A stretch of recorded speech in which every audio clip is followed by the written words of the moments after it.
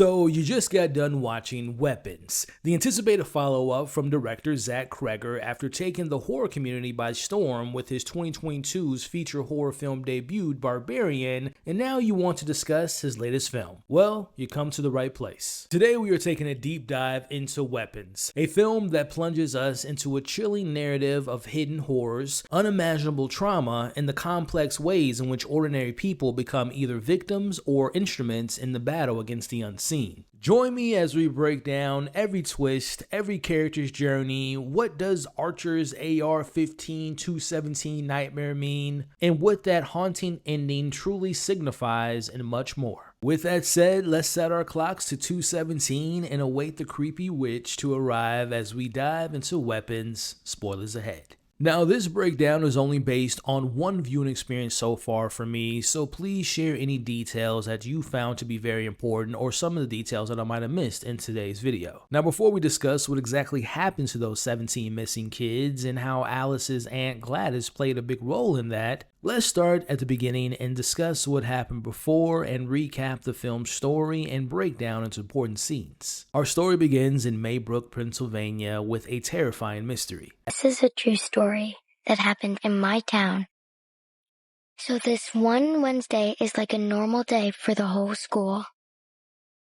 But today was different. At precisely 2:17 a.m., 17 children, all from the same class, simultaneously vanished from their homes. This particular time isn't just a detail. It's actually the first clue to the unnatural synchronicity at play. A clear indication that something beyond human action is coordinating these events. It's here that we're introduced to Justine Gandy, their dedicated teacher who arrives at a near-empty classroom finding only one student, Alex Lilly, present. The police investigation that follows is fruitless, leaving the community reeling and Justine ostracized. This immediate isolation lays the groundwork for the personal battles to come. Now, Justine, who's grappling with being blamed, we see that she leans on her addiction to alcohol and decides to rekindle a toxic on-off relationship with her ex-boyfriend, Paul Morgan, who's a police officer. We'll later find out that Justine's past includes her being fired from her previous teacher job, so you would imagine that this recent incident is opening up old wounds as her world is crumbling right before her eyes, making her vulnerable. Now, after the school was shut down for about a month, there's a meeting amongst the teachers and parents regarding the situation. The town wants answers and wants someone to blame, and all the signs point towards Justine. This right here is a perfect example of one of the big themes throughout this story, and that's how some people will find the first and also easiest person to blame in the face of adversity, and also the classic story of wrong place,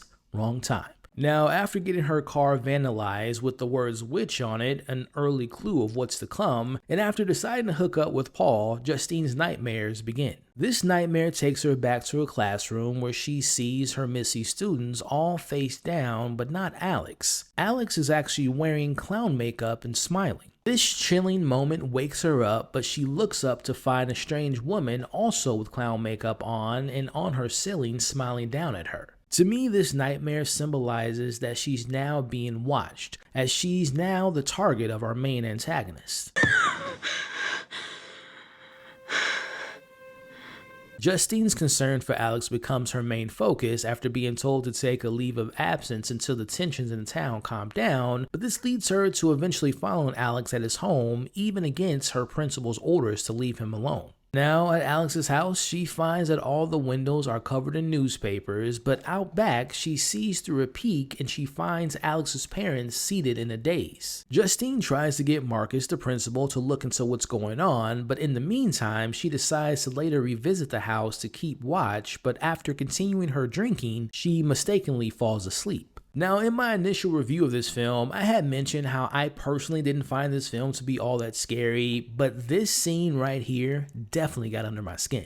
As we see Justine fully asleep, the door slowly opens and out comes Alex's mom with a pair of scissors in her hand. This scene to me perfectly captures a personal fear of mine, and that's being asleep and not knowing that I'm being watched. The tension in this moment was excellent as we watch her slowly make her way into the back seat and take a lock of Justine's hair, which establishes a direct link to Justine. a direct piece of her now held by the malevolent force. Now that ends Justine's chapter and leads us into Archer Graff's story. Now, parallel to Justine's struggle is Archer Graff, father of one of the missing children. He's a contractor with the skill of solving problems in his line of work, but we also learn that he seems to be an emotionally neglectful father who now regrets not telling his son Matthew that he loved him. We see Archer sharing a similar nightmare as Justine did, and frustrated by the police, he embarks on his own desperate search. Now, backtracking here and talking about maybe one of the most confusing moments of the film, and that's Archer's nightmare scene where he sees an AR-15 with the 217 time on it as it's floating in the sky.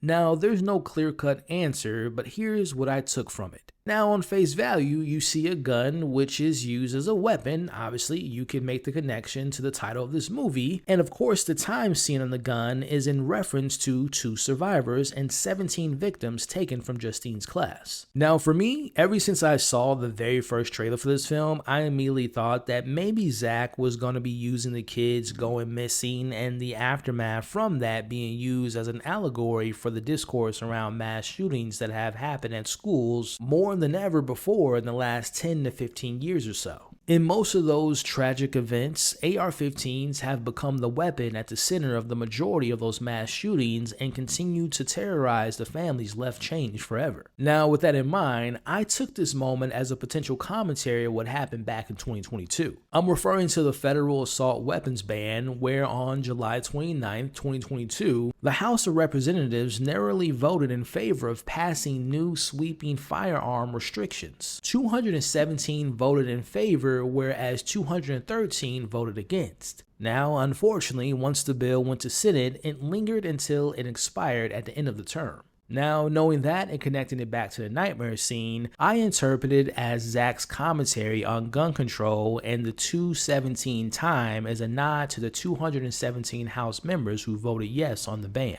Now, for more context, Zach Cregger himself has not addressed this particular aspect of weapons publicly. But I did find this article in which director Zach Cregger spoke on he initially toyed with a way more grisly and terrible concept than the 17 children run into the night under mysterious circumstances. As he said, it was them unaliving themselves, as he told EW. I don't want to watch that movie, I don't want to make that movie, but I was writing that movie, that was one self-edit that I did. Now again, I'm not making a definitive statement, but I do feel like in my opinion that that's what Zach Cregger was trying to relate to in regards to gun control in that moment. But hey, I would love to hear what you all took from that scene, how you interpret that scene, so let's have the conversation in the comments below. Now, after awakening to seeing the same person from Justine's dream smiling at him, Archer takes what he saw and makes the observation that the children were all running in the same general direction. This being the first logical breadcrumb in the supernatural trail guiding us towards Alex's house, which becomes the epicenter of the horror later on in the story.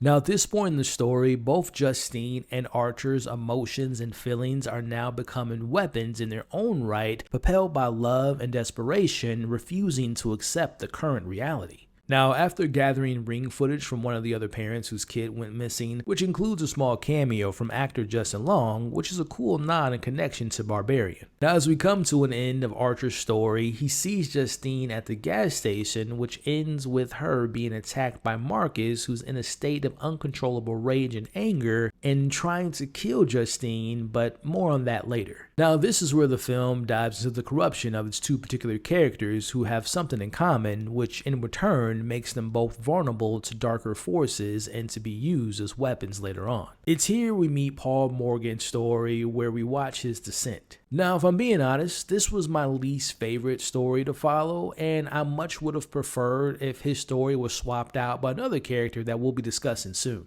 It's here we quickly learn that Paul is a recovering addict and works under his father-in-law at the police station. Now, while doing his rounds at work, we see that Paul finds James, who we later discover was breaking an entry as we watch as Paul catches and assaults James after poking his finger on a loose needle in his pocket. This moment of him pricking his finger is foreshadowing an insidious spiritual breach for him later. Now, stressed over the potential backlash that can come from James filing a complaint, this sends Paul spiraling out of control. This is where we connect the dots with Justine from earlier in her story, where she convinces Paul to break his sobriety and they have a one-night stand. Again, this being a reminder of his lack of control, him feeling broken, making him an easy target. Now, after his wife discovers his infidelity, he's now paranoid and believes his job was on the line, and he assumes that James broke his promise to not tell anyone about what happened between them as we watch him chase James down. Now, this leads us into James's story. Again, James is a drug addict and seeking ways to come up with money to get high. After his first encounter with Paul, we see him come across Alex's house, and he's under the impression that it's abandoned as he breaks in. Inside, he not only discovers a copy of Willow, but he also finds Alex's parents in a trance, but he also finds all the missing children in the basement not moving. Now, James goes to the police with this information, seeking a $50,000 cash reward. Now, tying their stories together, Paul spots James approaching the station, and he chases after him, assuming that he told the police what happened between the two earlier. James flees into the woods, where he spots the same woman from Justine and Archer's Nightmare waving at him, which to me gave me vibes of Stephen King's It. Now, Paul eventually catches James and drives him to Alex's house after being told that this is where he can find the missing kids. Paul leaves James in the car while he enters, and as hours pass by, we see Paul eventually come outside and now under a similar trance as Alex's mom and later on Marcus, as we watch him drag James inside. Paul, once a protector, is now being used as a pawn, or better yet, being used as a weapon, wielded by who will later find out to be Gladys, and we watch as James is now succumb to the same fate. Speaking of weapon, this brings us into Marcus's chapter, where we officially meet the woman from the nightmares. This is Andrew Marcus' story, the school principal, a figure of authority whom falls victim to Gladys's powers. Now, after Marcus meets with Gladys and after insisting on a wellness check, we see that she takes his personal belongings, and later we watch as she visits him and his husband at his house unexpectedly. It's in this scene that it's important to note the subtle cues being given to us. Now, earlier in the film, during Justine's nightmare, we see that one of the lessons on the board was about parasites. And here in Marcus' story, in his house, we watch as him and his husband are watching a nature documentary about ants being mind-controlled. Now, I don't remember verbatim what exactly was said in this nature doc, but basically it referred to the cordyceps fungi and how it can take over small ants by embodying its tendrils into its brains to puppet them. Now, another interesting thing about this is the fact that the cortisone fungi is the cause of the zombie outbreak in the video game and TV show The Last of Us. Now, we all know that The Last of Us co-starred Pedro Pascal, and another fun fact about this film, he was actually supposed to be casted in Weapons before Josh Brolin took over the role because of a scheduling issue and also because of the writer's strike. Now, going back to the film and making the connection between the parasites, the ant, and even the little mini tree that we see Gladys carrying with her, these being the connective tissues to how she's controlling the characters throughout this film. Now, back at Marcus's house, he gets the unexpected knock on the door, and it's Gladys, who makes up a story that convinces them to let her in. It's here where Gladys's true nature is revealed, but I do wonder if she needed permission to enter into their home as she did with Alex's house in order to make her way in. Now, later in the film, we find out that Gladys is indeed a witch. Now, to me, it's not common, or at least I'm not aware of any lore that suggests that witches need permission to enter into a home, similar to like a vampire. Gladys possesses Marcus, forcing him to murdering his own husband by brutally smashing his head into his husband's face, and immediately after, with having Justine's hair in her possession, she sends him to kill her. This horrific scene highlights Gladys's ruthlessness and her ability to turn loved ones into instruments of destruction, or as the movie title suggests, a weapon. Marcus becomes another possessed weapon as he finds Justine, and this brings us back into the end of Archer's story. After a narrow escape and aided by Archer, we watch as Marcus is hit by a car and killed. Now, finally on the same page after what just happened, we see Justine and Archer join forces, and their shared purpose and personal experiences are finally aligned. As Archer tells her that Marcus's run was exactly the same one in which he saw the kids do in the footage when they went missing. With Archer's map, Justine realizes that the children's movement pointed directly towards Alex's house, leading them to the heart of the nightmare. Now that brings us to the final chapter, and that is Alex. We see through flashbacks, Alex's family welcomes his ailing Aunt Gladys into their perfectly normal home. From what Alex overhears and eventually sees, she appears to be at death's door, deeply unwell and with nowhere else to go. Her arrival seems like an act of pure compassion and a gesture of familiar kindness. However, the facade quickly crumbles. Here's where Alex's parents become catatonic. Now, in contrast, Gladys, who was supposedly dying and could barely walk on her own, we now see that she's fully regenerated, up on her own feet and brimming with renewed energy. This dramatic shift is our first clue that something deeper sinister is at play, as it turns out that she needed his parents to drain their life force in order for her to survive. Let's take a quick detour and discuss who is Gladys and a little bit of her backstory. She's described not as Alex's mother's sister, but as his mother's aunt, the sister of Alex's grandmother. Adding to the confusion, an overheard fight between Alex's parents reveals that they remember having met her at least once years ago, but are certain she didn't attend their wedding. Yet, Alex's mother still seems convinced that she's family. So the question is she? Most likely yes, but her true age and origins are where things get truly intriguing. The first major clue about Gladys's true nature comes when she tells Marcus that Alex's father has a touch of consumption. Now, in that moment, Marcus didn't pay too much mind to that old school terminology. Now, for those unfamiliar with consumption, it is an old-fashioned term dating back to much older times that eventually became synonymous with and then fully replaced by tuberculosis. While formerly identified in 1882 and still in use in the early 20th century, by modern terms, it's largely confined to classic literature and history books. Perhaps a dark joke from Gladys about consuming a man's energy.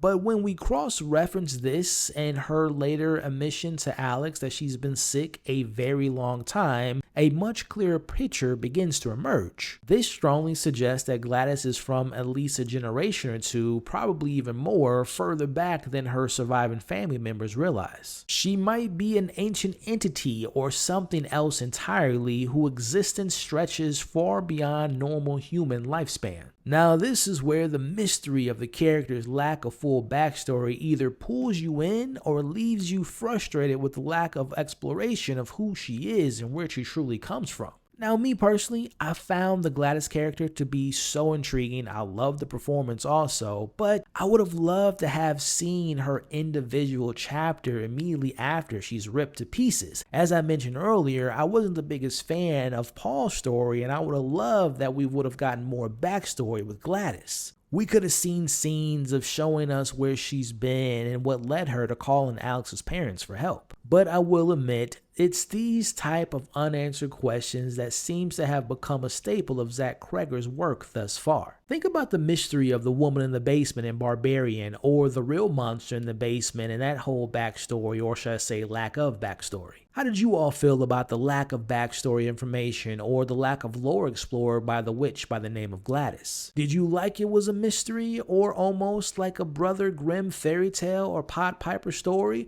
Or would you have liked to have gotten more of her story? Let's talk about it in the comments below. Now, Gladys demands Alex's silence, threatening his parents' lives as she makes them stab their own face with forks, and she even says that she could make them eat each other, which to me is foreshadowing for what's to come for her later on. Now, this conversation explains why Alex couldn't talk to Justine earlier in the film when she questioned if he was okay. As we watch, some time goes by, and poor little Alex is tasked with feeding his parents soup to keep them alive, but also to keep them alive for Gladys can feed off their life force. Gladys' evil plan isn't a random malice, it's a desperate measure of survival. She has been subtly but powerfully siphoning the life force from Alex's parents. This dark magic is her way of sustaining herself, battling her own mysterious magical ailment that would otherwise consume her. Her motivations are purely self-preservation, no matter the cost to others. The stolen life force from the parents, while effective for a time, wasn't a permanent solution.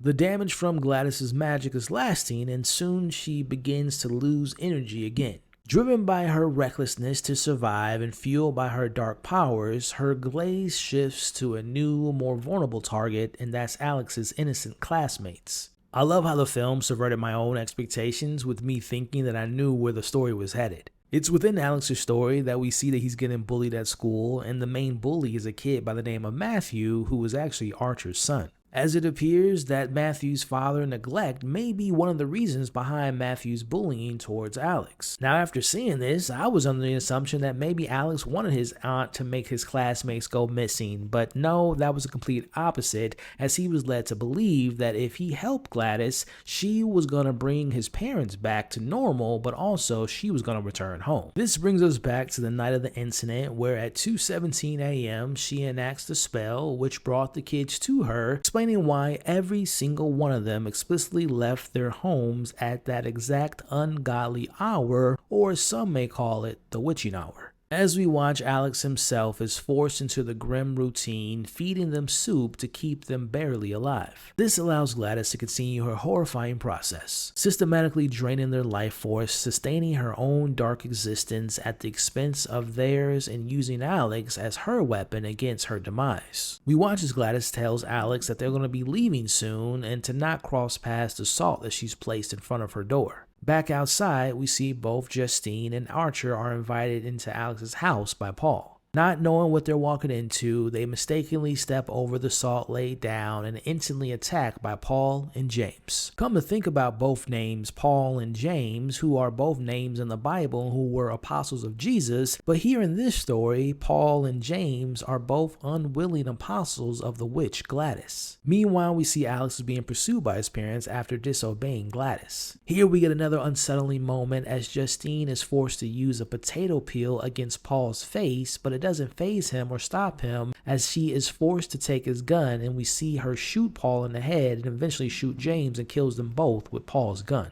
After being chased by his own parents and escaping into Gladys's bathroom, which, by the way, his mother's face poking through the door as she tries to force her way in, reminded me so much of this scene. Here's Johnny!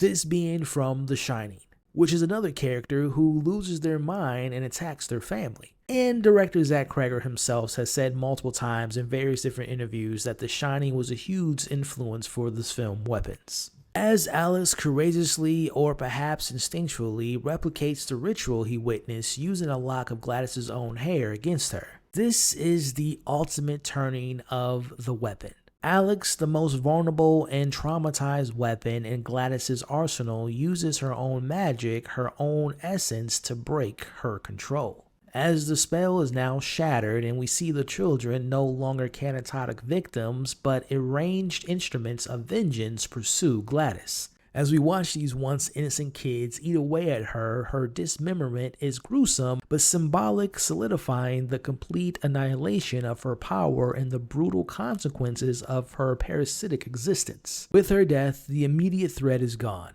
and Archer's emotional reunion with his son offers a fragile moment of hope and relief. But the voice at the end delivers a sobering truth. This isn't a fairy tale ending. The victims are left catatonic from the immense trauma of possession. Alex's parents are institutionalized, which is a devastating consequence of their prolonged segregation. Alex, the brave young hero, goes to live with a much nicer aunt, beginning a slow and arduous journey of recovery. While the other children eventually regain the ability to speak, the scars of their experience run deep. The film profoundly explores trauma and its lasting impact. The catatonic state of the victims is a reminder that even when the immediate threat is gone, the damage is permanent. It delves into the themes of parental responsibility and the desperation it can ignite, as seen in Justine and Archer's relentless pursuit. It also highlights how vulnerability, whether through addiction like Paul and James, or through illness and trust like Alex's parents, can be exploited, turning individuals into pawns. Weapons is a terrifying exploration of the hidden evils in a mundane setting, the insidious nature of the parasitic forces, and the extraordinary resilience required to fight them. It's a reminder that sometimes the greatest weapons aren't physical, but the desperate love, courage, and sheer will of those who refuse to surrender to the darkness. Now, before wrapping up, I thought it would be important to share with you all where the director Zach Cregger's inspiration came from with this story, and it coming from a very personal experience. While being interviewed by EW, Zach Cregger said that he had a tragedy in his life that was really, really tough. Someone very, very, very close to me died suddenly, and honestly, I was so grief-stricken that I just started writing weapons, not out of my ambition, but just as a way to reckon with my own emotions. Zach Cregger went into a further detail with another interview with GQ. The loss that Zach Cregger was referring to was that of Trevor Moore, Cregger's close friend from The Whitest Kids You Know. That was a sketch series from 2007 all the way to 2011. On August 7, 2021, Moore unfortunately tripped over a balcony railing and fatally fell onto the driveway and passed away. Now, according to TMZ, Moore died around 2:30 a.m. in the morning, around the time Zach Cregger set the disappearance of the kids and weapons. Now, the film also wins the opening weekend on August 8th, with late-night Thursday showings on August 7th, the 4-year anniversary of Moore's death. The movie's about the overwhelming emotion you get when you lose someone close to you, Zach Cregger said. The script was me venting about that, so I didn't explode. The characters of Weapons all grapple with grief of losing these kids. Garner's Justine becomes consumed with Alex, saying that we're the only ones left, as if it justifies her stalking. Josh Brolin's Archer is similar, who's trapped in time, unable to move on from the event. You could say the same for the entire town. In an interview with The Hollywood Reporter, Zach Cregger also said that the final chapter of the film, focusing on Alex's stories, feels like an autobiographical version to him. I'm an alcoholic. I'm sober 10 years, and my father died of cirrhosis. Living in a house with an alcoholic parent, the inversion of the family dynamic that happens. The idea that this foreign entity comes to your house and it changes your parent, and how you have to deal with this new behavioral pattern that you don't understand and you don't have the equipment to deal with, Cregger said. But I don't care if any of this stuff comes through. The alcoholic metaphor is not important to me. I hope people have fun, honestly. With all that being said, that's going to be the end of this weapons discussion. I really appreciate you all making it to this point in the breakdown. I would love to hear you all's thoughts about the film, your biggest takeaways, the deeper meanings, the things that you all interpret about the ending. Let's talk about it all in the comments below. I want to thank you all again for watching or listening to this in podcast form. Do me a favor, don't forget to like, share, and subscribe or follow to get more conversations like this. You all are awesome, stay safe, and I'll catch you all on the next breakdown.